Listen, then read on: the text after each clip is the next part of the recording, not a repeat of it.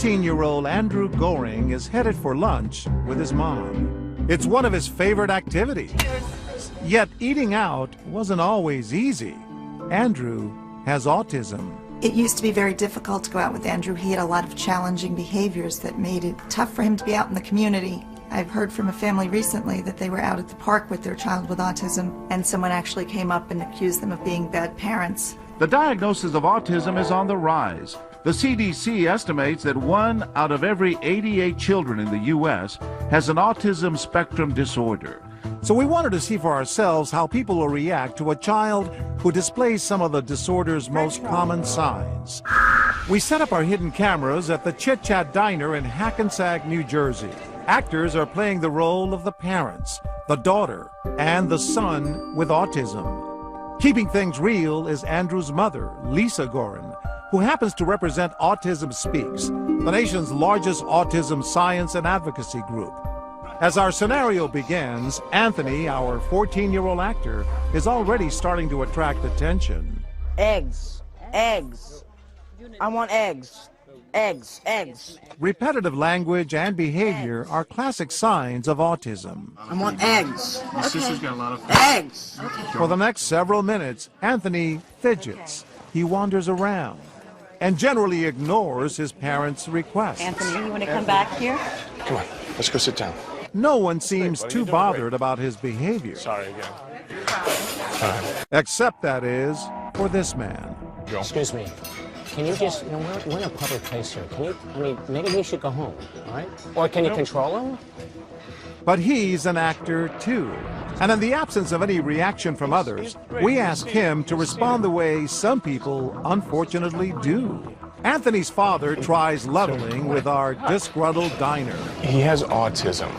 Okay. Is that what? But then, moments later, Anthony knocks his glass over. Oh, I'm sorry. I'm sorry. I'm sorry. I'm sorry. I'm sorry. I'm sorry. Maybe you should take him home. And that's when our diner's behavior draws attention. Maybe you should show a little discipline or something. He's out of control.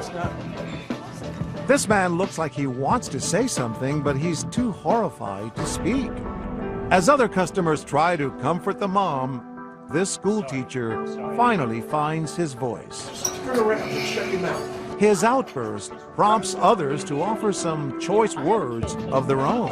Wait, keep your mouth shut.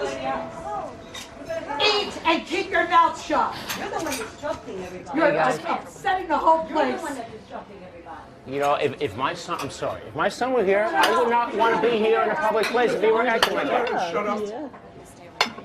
You know, forget it. Forget it. You know what? I just want to get my check. Guys, can I get my check? You know, this is my first time here. And with that, our diner walks out. Time to let everyone in on our secret. You caught me off guard, I gotta tell you. You caught me off guard. You okay now? You're in tears, huh? Well, Why does it touch you? my heart went out to the kid, you know? We're doing this because it happens in real life. I know, and I understand. See, it's just wrong. I can't believe you guys did this. You were angry. I was very, very upset and angry. Being Italian, you get emotional. It just got me upset to see a child being treated this way. You weren't going to let it happen. Oh, no, he was going to go down quickly. I believe that. For Bob not to eat. He was quite upset. Now, if you're finding it hard to believe that anyone would mistake autistic behavior for misbehavior, listen to this. I'll tell you what autism is in 99% of the cases. It's a brat who hasn't been told to cut the act out.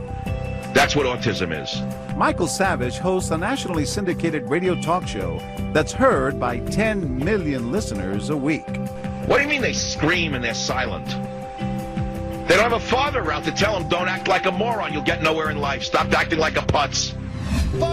His comments sparked protests from the autism community, and yet Savage insists the disorder is overdiagnosed. We reset the scene and run our scenario again, only this time we try to garner sympathy for our solo diner by having Anthony steal from his plate again. Whoa, what are you doing? I'm sorry. Your kid just stole a fire off my plate. I'm sorry. And again. Anthony? Hey, yo, dude, come on, what's going on? But no one seems too concerned. Excuse me. Am I off? Did you see what that kid did? Yeah, but I think he has a problem. That's all. What do you mean problem? What kind of problem is it? Like Asperger's or something. He looks perfectly normal to me. I mean, you know, why don't they take him home or something? Because they want him to learn how to eat in public. Any chance of our actor scoring points with this crowd is quickly lost when he offers the parents some unwanted advice. With all due respect, maybe you should be stricter parents. I mean, let the kid go home. Because that really is rude, what you're doing right now. I don't want to hear it. I want to hear nothing at all.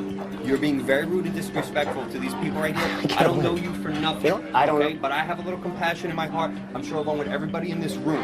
And you're being a jerk. Why do you have to speak so loud? Okay? I don't, because you're embarrassing them. With that, we tell our family to get up and leave. We'll just try it another time. It's too upsetting. But this woman is determined to stop them. It's one person. He says now. I don't want you to leave. And then another woman chimes in. We're just ignorant. It's a little bit, where it's embarrassing for us a little bit, and it's not. It's when, not be embarrassed. You shouldn't be embarrassed. The two women convince our family to stay and tell our diner to leave. You upset the entire place. If I am the only one who feels like this, I'm out of here. Okay? Nobody go. You know what? I'm not coming back here. We wait for the diner to bid a hasty retreat, and then it's time for us to make our entrance. Tell us why you got involved. I could see there was something wrong with them. And that guy was just being so rude. And I'm like, God, this is like, where's the cameras? Because this is just like that show. She was going to leave, Oh my and God. you stopped her. Yeah, because she was crying and everything too, and that's not right for one person to make such a big stink.